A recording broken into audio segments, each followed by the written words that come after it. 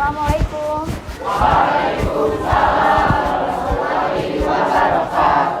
Ya. Bagaimana kabarnya hari ini?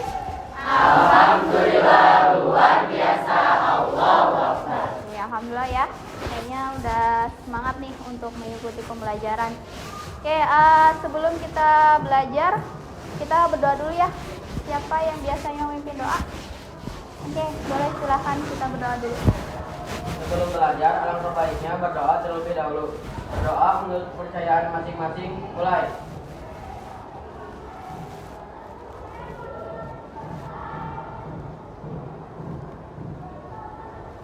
Selesai.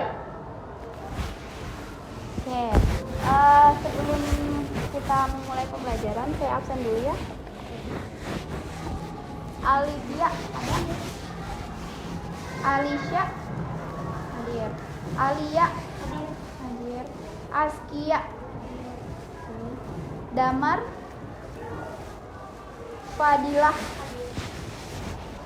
Rahmat, oke.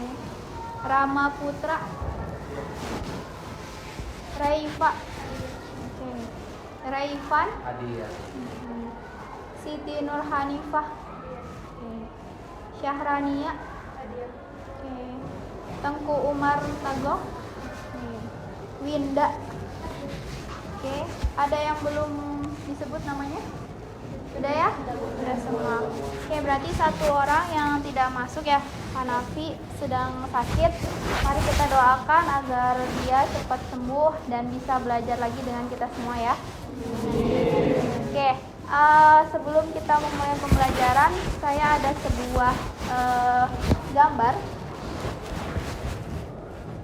Coba, menurut kalian ini gambar apa? Cobek. Cobek. Kalau di Sunda? Cowet. Ya. Nah, ternyata kalau kalian tahu, ini cobek ini adalah salah satu hasil dari kebudayaan pada zaman praaksara. Ya. Sampai sekarang masih kita gunakan. Mungkin tadi pagi ibu kalian menggunakan alat ini ya, seperti itu untuk memasak. Ternyata masih kita gunakan gitu pada sekarang saat ini gitu. Ini adalah hasil peninggalan dari masa praaksara ya. Nah, seperti itu. Nah, materi kita pada hari ini adalah membahas tentang hasil kebudayaan pada masa praaksara. Yang ini adalah salah satu contohnya ya, seperti itu. Sebelum kita masuk ke materi, saya mempunyai sebuah cuplikan video ya. Mari kita tonton bersama-sama.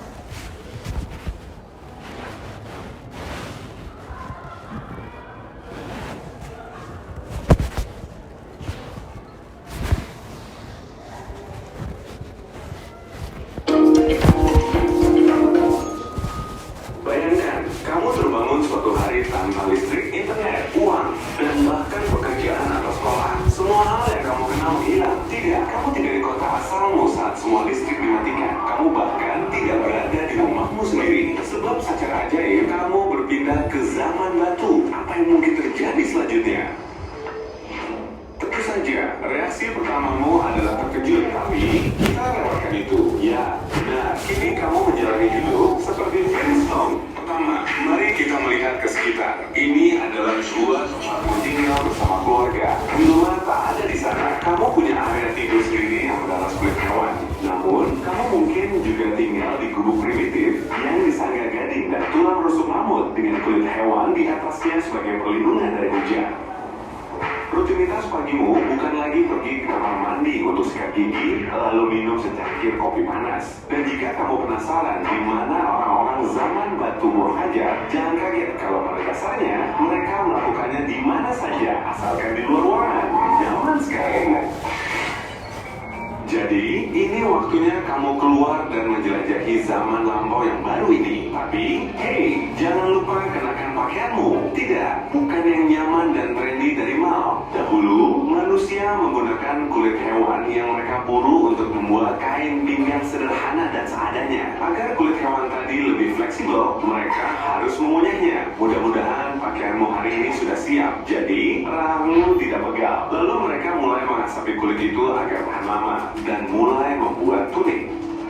Kalau alas kaki, para ilmuwan meyakini alas kaki baru muncul sekitar 40.000 tahun lalu. Ambil sepotong kecil kulit hewan dan bungkus kakimu, lalu masukkan jerami ke bawah tumit untuk membuat semacam sol. Tada! Satu sepatu selesai. Lakukan hal yang sama dengan kaki satunya dan ayo pergi.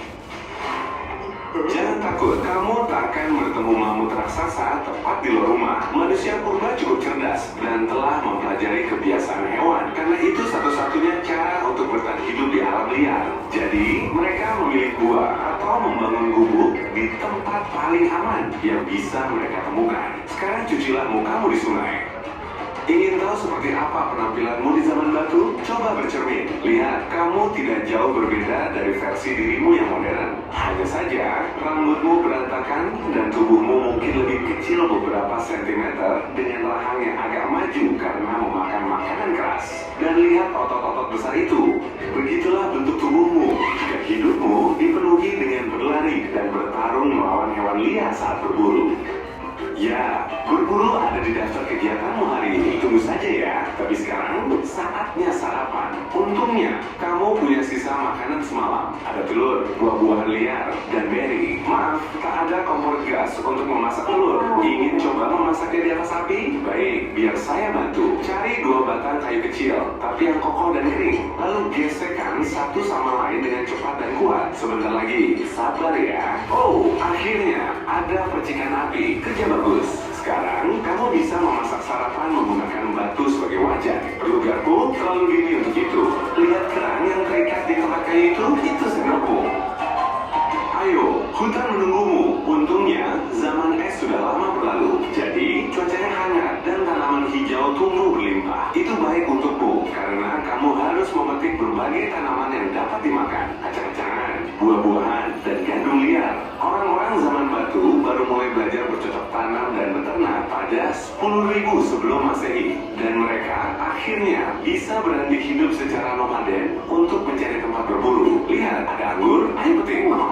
Khawatir, kamu tidak perlu lagi menangkap ikan dengan tangan kosong. Jala dan tombak pancing siap membantumu. Jala terbuat dari kulit pohon dan rumput. Jala tertua yang ditemukan para arkeolog berasal dari sekitar tahun 8.300 sebelum Masehi. Tombak pancing dari tanduk biasanya memiliki tali untuk membawa hasil tangkapan. Itu biasa digunakan untuk memburu hewan air besar seperti paus, tuna, dan ikan kora. Oke, lemparlah jalamu ke sungai. Tapi jangan lupa tanyakan di mana tempat melempar yang bagus kepada temanmu. Sekarang kamu harus menunggu. Oh, lihat, ada ikan. Tarik jalamu sekuat tenaga. Ayo semuanya, bantu dia. Saya hanya mengarahkan di sini. Bagus, kamu tak akan kelaparan malam ini. Bawa tangkapanmu ke kemah dan istirahatlah. Yang lain akan mengolahnya. Saya tahu apa yang kamu pikirkan. Semua butuh kerja keras dan tidak main-main. Dan ya, kamu benar. Kehidupan zaman batu tidak mudah. Tapi tetap saja, manusia memiliki semacam hiburan. Tidak, kamu tak akan pergi ke taman bermain atau bioskop. Tapi kamu bisa menghabiskan waktu bermain musik dengan seruling yang terbuat dari tulang burung dan gading mamut. Atau kamu bisa membuat kerajinan. Buatlah kalung dan gelang dari gading, tulang, dan cangkang. Atau salurkan bakat senimu dengan menggambar pola pada tubuhmu menggunakan cat yang terbuat dari oker sejenis tanah liat merah. Atau mengukir gambar di gua. Ukir sesuatu yang gila agar para arkeolog kebingungan. Hehe. Kamu menciumnya? Waktunya makan malam. Nikmatilah, kamu layak makan enak. Ada bau lain. Maaf kelepasan. Saya baru makan malam tadi. Hey, jika kamu mempelajari hal baru hari ini, klik tombol suka pada video ini lalu bagikan kepada teman. Berikut beberapa video menarik lainnya. Ya, itu adalah cuplikan video tentang bagaimana gambaran ya ketika zaman praaksara. Oke, sebelum saya menjelaskan, ada yang bisa satu atau dua orang yang memberikan pendapatnya apa saja informasi yang diperoleh dari cuplikan video tadi. Boleh, silakan. Namanya siapa? Putri. Ya, silakan. Pada masa itu orang-orang menggunakan peralatan menggunakan batu sebagai untuk memasak, untuk bertahan hidup dan untuk berburu. Ya, betul ya. Menggunakan batu ya. Semua kegiatan yang manusia praaksara lakukan sebagian besar itu terbuat dari batu ya. Oke, Oke, tepuk tangan buat teman kalian, Putri. Ya. Oke, terima kasih.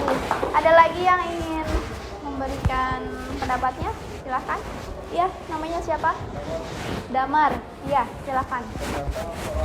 Orang zaman dahulu itu hidupnya selalu berdampingan dengan alam Ya. dan hidupnya saling membantu satu sama lain. Ya, betul. Bergantung dengan alam. Betul ya yang dikatakan oleh Damar. Kita lihat tadi ketika mereka ingin minum, ada air di sungai, mereka ambil air di sungai. Mereka ingin mendapatkan hiburan, tadi di akhir video mereka menggunakan seruling dari tulang ya, yang mereka dapatkan dari hewan-hewan di situ. Jadi apa yang mereka gunakan itu benar-benar diambil dari alam ya, yang ada diambil gitu. Jadi mereka semuanya tersedia di alam gitu ya. Jadi beda dengan kita ketika ingin, misalnya kita ingin makan gitu ya, sekarang sudah serba canggih, tidak harus masak, tinggal telepon datang gitu ya, sudah ada yang mengirim makanan, minuman, atau bahkan sekarang kita ketika perempuannya ingin belanja atau laki-lakinya ingin shopping gitu ya, tinggal pencet di gadget kalian masing-masing, barang sudah datang gitu ya ke rumah. Padahal kaliannya hanya duduk diam gitu ya, tapi barang sudah datang sendiri gitu ya. Jadi sangat berbeda ketika zaman dulu dengan zaman sekarang gitu ya. Tapi bisa kita lihat teknologi yang mereka gunakan juga sudah canggih ya, canggih pada masanya gitu. Mereka tadi sudah mengenal api ya. Ketika mereka ingin memasak menggunakan api gitu. Ketika ada hawa dingin, cuaca dingin, mereka menghangatkan badannya itu dengan menggunakan api ya. Tapi jangan bayangkan pakai korek atau pakai kompor gas gitu ya. Tidak, mereka menggunakan kayu atau batu yang jika digesek itu mengeluarkan api gitu ya. Seperti itu. Caranya sangat sederhana, tapi sebenarnya mereka itu sudah menggunakan teknologi ya, walaupun sederhana ya. Oke, kita lanjut ke materi. Saya akan menyampaikan materi selanjutnya.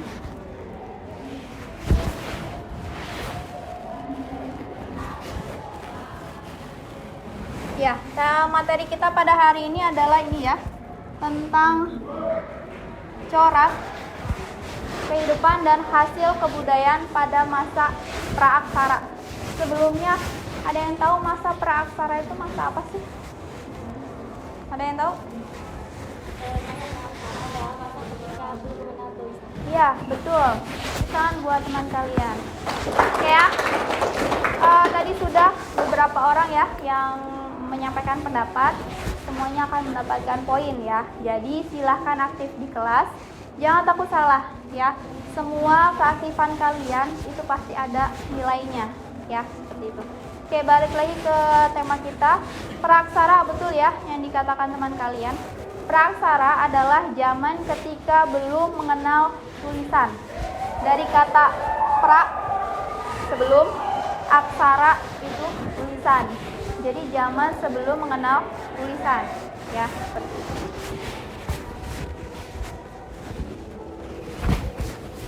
Oke. Nah, ini ya tujuan dari pembelajaran kita hari ini adalah menganalisis kehidupan manusia purba, asal-usul nenek moyang. Kemudian tujuan pembelajaran kita pada hari ini adalah siswa mampu menjelaskan sistem kepercayaan yang dianut pada masa praaksara. Kemudian siswa mampu menjelaskan hasil kebudayaan pada masa praaksara dan menjelaskan corak kehidupan pada masa praaksara. Nah, ada pembagian zaman berdasarkan hasil kebudayaannya ya. Silakan kalau misalnya ada yang penting boleh kalian tulis. Oke, dibagi menjadi ini ya. Ada zaman tua, zaman batu tua, atau disebutnya Paleolitikum ya. Kemudian ada zaman batu tengah, disebut Mesolitikum ya. Nomaden? Ya, betul. Berpindah tempat atau berpindah-pindah, ya. Jadi mereka ini karena bergantung dengan alam. Jadi ketika misalnya kan alam itu nggak semuanya subur ya. Jadi ketika sebuah wilayah itu tidak subur atau sudah rusak lingkungannya, mereka berpindah ke tempat lain, ya seperti itu. Jadi cara hidupnya masih berpindah-pindah. Kemudian mereka hidup dalam kelompok kecil, tadi ya dilihat di videonya.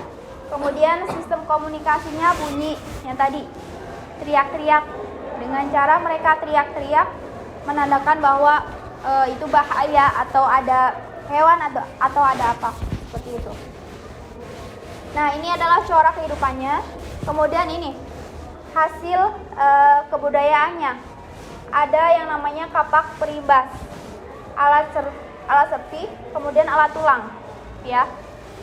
Nanti kalau misalnya kalian searching di Google, alatnya itu masih sangat sederhana, ya. Jadi masih berupa bongkahan batu, ya, tapi masih dipecah-pecah, tapi masih bulat utuh gitu. Nah, kemudian ini adalah penghuninya, ya. Yang menghuni zaman masa Paleolitikum ini ada apa saja? Yang pertama ada Meganthropus paleojavanicus, ini adalah manusia purba ya. Ada Pithecanthropus erectus, ada Pithecanthropus mojocertensis, ada Pithecanthropus pekinensis, kemudian ada Homo wajokensis, Soloensis, dan Sapiens. Ya, ini adalah penghuninya, manusia purba yang hidup pada masa ini. Dan, nah, undagi itu apa? Tukang ya, atau golongan terampil. Nah, bedanya kalau 4 zaman tadi, Paleo, Meso, Neo, dan Mega, itu masih istilahnya acak-acakan. Yang membuat batu-batu itu siapa masih tidak terklarifikasi gitu. Maksudnya siapa aja boleh membuat, jadi tidak ada pekerjaan khusus. Tapi kalau ini zaman perundagian itu sudah khusus ya, ada orang-orang terampil yang bisa membuat misalnya kapak bagian dia, ada yang membuat bejana perunggu, ada ini orangnya. Jadi sudah lebih terorganisir gitu ya kalau kita menyebutnya. Jadi sudah ada tenaga-tenaga terampil yang mampu membuat ini hasil kebudayaan ini. Ada nekara, moko, kapak perunggu, bejana perunggu, patung, kemudian gerabah. Nah ini, kalian tahu gerabah itu apa? Gerabah itu adalah yang terbuat dari tanah liat. Ya, apa coba yang terbuat dari tanah liat? Hah? Vas bunga, betul. Ada lagi yang terbuat dari tanah liat? Genteng, betul. Tanah liat, dari tanah liat. Ya, guci, iya betul. Ada lagi nggak yang tahu dari tanah liat apa aja perempuannya? Yang masih kita gunakan ya. Jadi tadi di awal ada cobek, itu yang sampai sekarang kita gunakan. Kemudian yang masih kita gunakan juga ini gerabah, ya, kayak vas bunga, guci, kemudian tadi apa? Genteng, itu kan masih kita gunakan hingga saat ini gitu ya.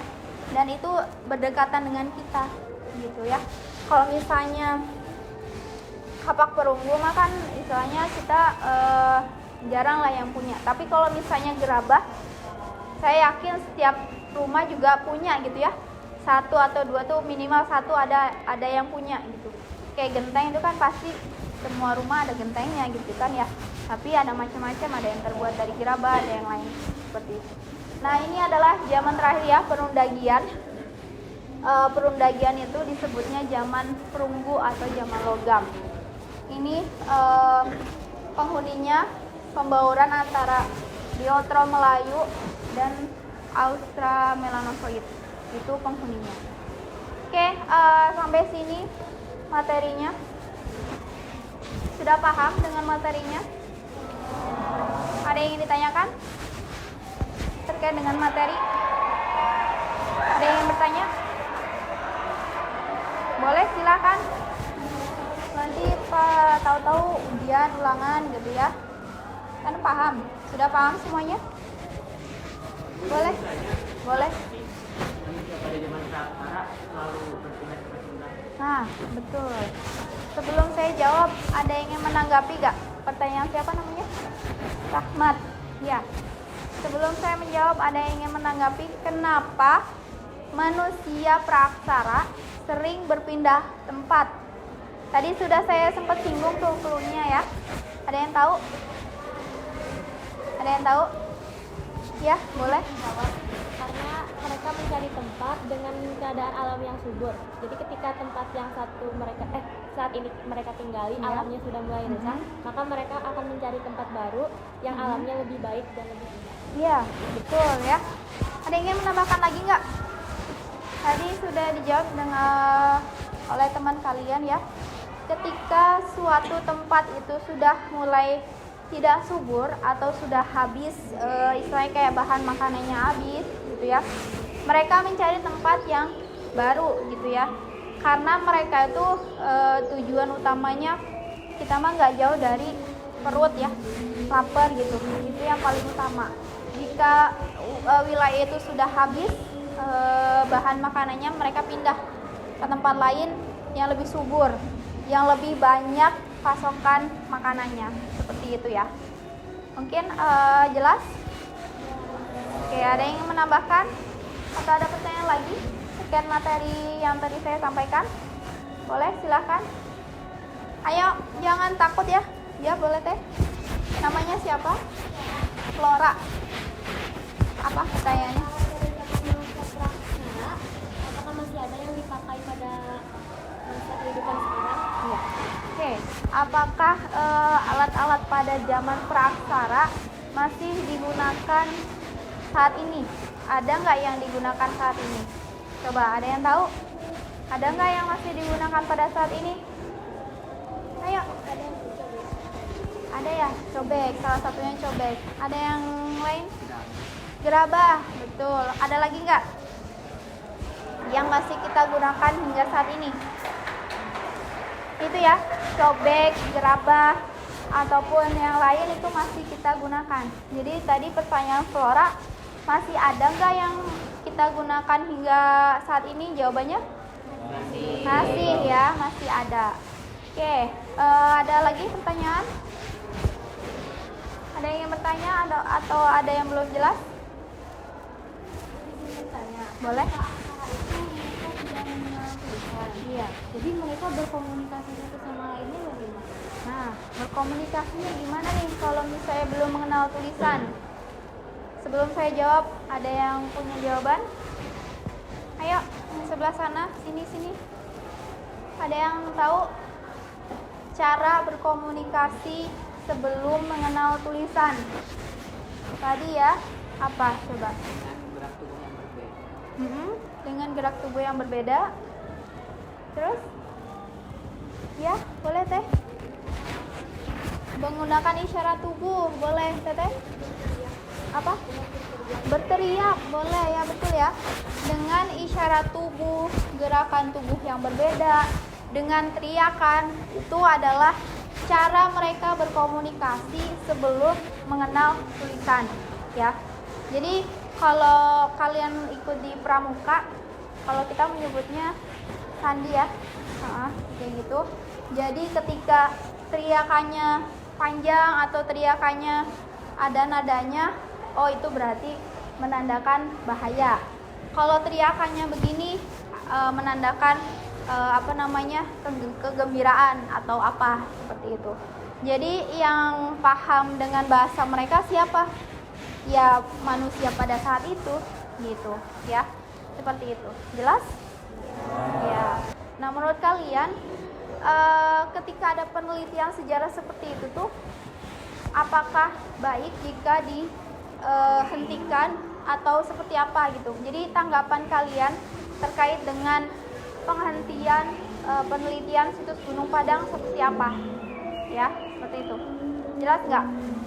Ya, jadi silakan berdiskusi. Saya kasih waktu sekitar 10 menit ya untuk berdiskusi. Coba analisis dua permasalahan tadi ya.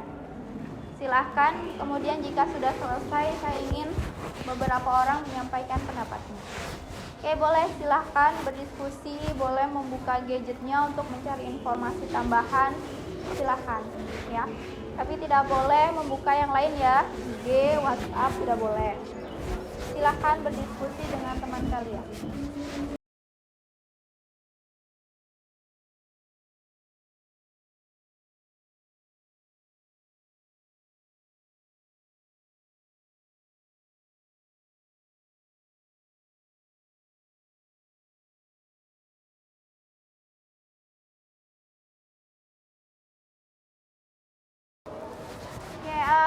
Diskusinya sudah selesai. Sudah ya, sudah habis waktunya 10 menit. Siapa yang ingin menyampaikan hasil analisisnya terkait dua masalah yang tadi saya ajukan? Silakan angkat tangan. Siapa? Boleh. Suaranya yang kenceng kok. Ya. Padang bukanlah sebuah tenda, karena puncak gunungnya tidak berbentuk lancip seperti piramida yang ada di Mesir, namun berbentuk dataran yang luas. Dataran yang luas. Ya, oke, bagus. Namanya siapa? Alivia.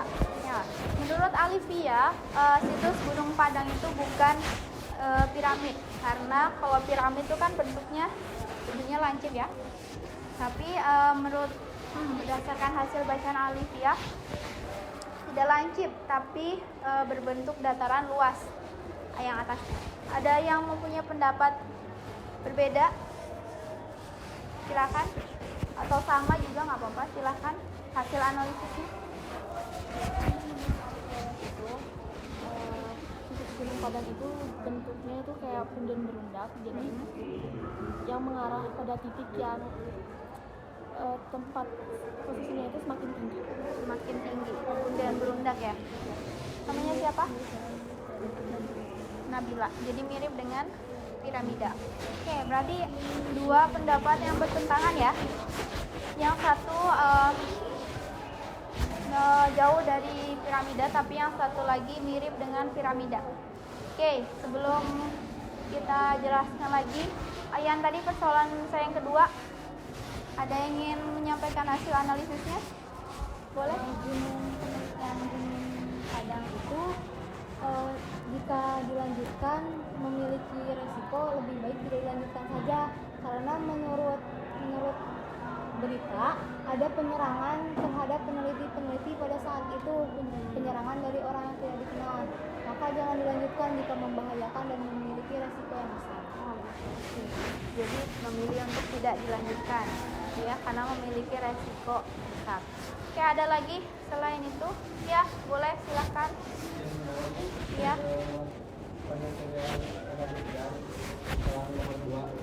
Tidak jauh seperti jawaban tadi. Ya. Jadi dianjurkan untuk tidak dilanjutkan dikarenakan ada penyerangan dari pihak yang tidak dikenal, Oke. dari tim yang meneliti. Oke. Jadi penyerangan terhadap tim peneliti ya. Oke. Mungkin ada yang punya pendapat berbeda? Sama semuanya pendapatnya? Oke. Oke, kita bahas yang pertama ya. Yang persoalan apakah benar piramida situs Gunung Padang itu sama dengan piramida yang di Mesir? Kalau misalnya kita lihat ke sana langsung, memang bentuknya itu sudah istilahnya acak-acakan gitu ya. Tidak murni piramid seperti di Mesir. Kalau di Mesir kan piramid itu benar-benar lancip seperti itu ya. Tapi kalau di situs Gunung Padang tidak. Oke, kita jeda dulu ya. Sudah ada 4 orang yang tadi sudah menjelaskan hasil analisisnya. Oke, dari hasil analisis kalian, yang pertama situs Gunung Padang yang mengatakan itu mirip dengan piramida. Kalau misalnya dilihat langsung ke sana itu masih, kalau piramida itu kan lancip ya atasnya, tapi kalau Gunung Padang sekarang itu bukan lancip ya, tapi seperti tadi yang dikatakan mirip punden berundak. Punden berundak itu apa? Jadi seperti piramida, tapi sebenarnya atasnya tidak lancip, jadi permukaannya datar, ya seperti itu. Tapi berundak-undak, jadi ada tangganya seperti itu, ya. Nah, jadi bisa dikatakan kalau untuk piramida itu bukan piramida seperti di Mesir, ya. Tapi kalau misalnya punden berundak, bisa jadi karena sekarang bentuknya itu seperti punden berundak, ya ada undak-undaknya gitu, ada tangga-tangganya seperti itu. Nah itu, cuma tadi ini membahas permasalahan yang kedua ya, tentang penelitian yang dihentikan. Kalau menurut saya, kalau sebuah penelitian sejarah tidak diselesaikan secara langsung sekaligus gitu, jadi hasilnya sampai sekarang itu masih belum jelas, ya masih kontroversial seperti sekarang. Makanya muncul berbagai hal atau pendapat mengenai Gunung Padang, ya, karena penelitiannya belum selesai. Kalau misalnya penelitiannya selesai, mungkin hasil penelitiannya itu bisa dimasukkan ke buku-buku kita gitu, buku sejarah, buku-buku siswa gitu ya, buku pelajaran. Jadi ketika penelitian sudah selesai, jadi ada hasilnya nih. Kalau udah ada hasilnya kan jelas gitu ya, itu bentuknya seperti apa, kemudian tahunnya tahun berapa gitu. Jadi menurut saya kalau penelitian tuh harus diselesaikan sekaligus gitu ya, jadi tidak istilahnya tidak ngambang seperti sekarang gitu ya. Jadi menurut saya sangat disayangkan gitu, sebuah situs sejarah tapi tidak dilanjut penelitiannya gitu. Kalau misalnya situs sejarah nih ya, kalau situs sejarah beda dengan kajian anak-anak IPA gitu ya. Kalau sejarah itu kan berhubungannya dengan masa lalu. Biasanya barang-barang atau benda-benda masa lalu jika ditunda-tunda atau misalnya ditemukan sekarang tapi ditelitinya 2 tahun 5 tahun lagi akan berbeda gitu. Jadi benda-bendanya kan rapuh ya. Bayangkan benda pada zaman dulu gitu, terus yang terkubur di tanah mungkin atau bisa aja tenggelam di lautan, itu kan sangat beresiko rusak ataupun bahkan kalau tidak diteliti segera bakal hilang, bisa jadi itu akan hilang gitu. Jadi kita ketinggalan kehilangan sebuah situs sejarah gitu ya. Bisa jadi itu adalah sebuah sejarah peradaban besar, tapi kita belum mampu untuk menelitinya, makanya hilang begitu saja gitu ya. Jadi menurut saya sangat disayangkan jika penelitian itu tidak dilanjut gitu. Tadi terlepas dari beberapa pendapat kalian, tadi ada yang mengatakan jika penelitinya itu diserang gitu ya, mendapatkan ancaman. Nah berarti itu tanda kutip kenapa bisa penelitinya diserang gitu ya, padahal mereka melakukan sebuah tugas meneliti sebuah sejarah gitu ya, sebuah hasil kebudayaan seperti itu. Mungkin ini adalah pentingnya kita literasi nih, nyambungnya ke literasi.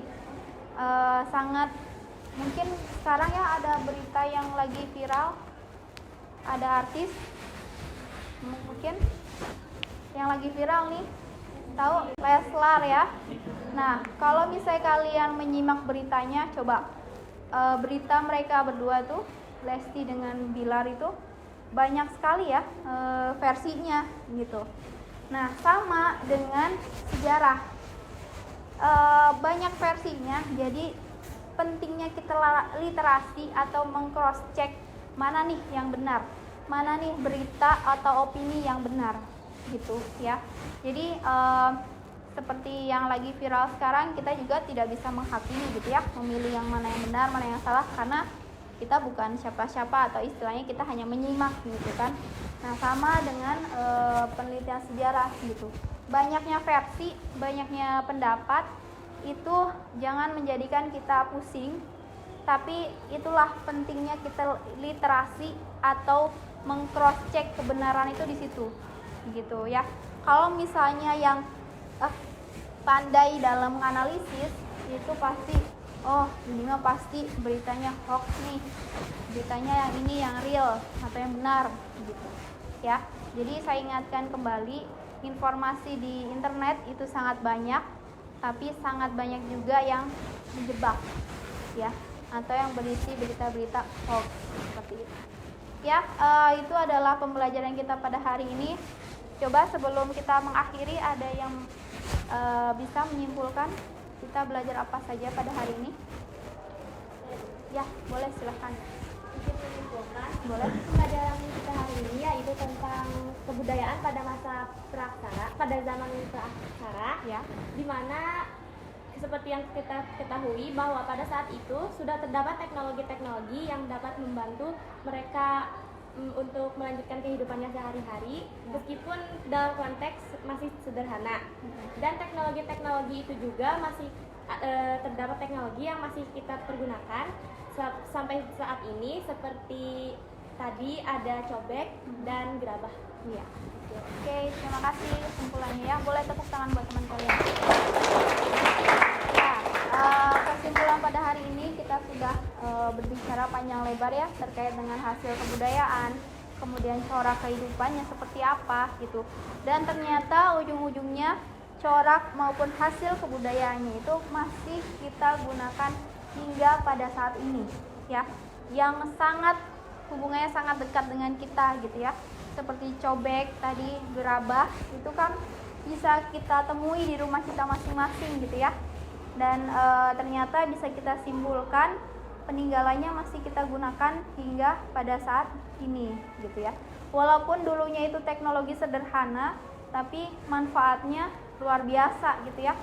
Kalau kita lihat tadi sebelum Masehi, sekarang sudah Masehi gitu, waktunya sangat lama sekali, tapi ternyata peninggalannya masih ada dan masih kita pakai ya, seperti itu. Oke, mungkin itu ya pembelajaran kita pada hari ini. Semoga ilmu yang kita dapatkan pada hari ini bisa bermanfaat untuk kita semua. Amin. Ya, mungkin itu saja saya cukupkan pembelajaran kita pada hari ini. Terima kasih. Wassalamualaikum warahmatullahi wabarakatuh. Waalaikumsalam warahmatullahi wabarakatuh.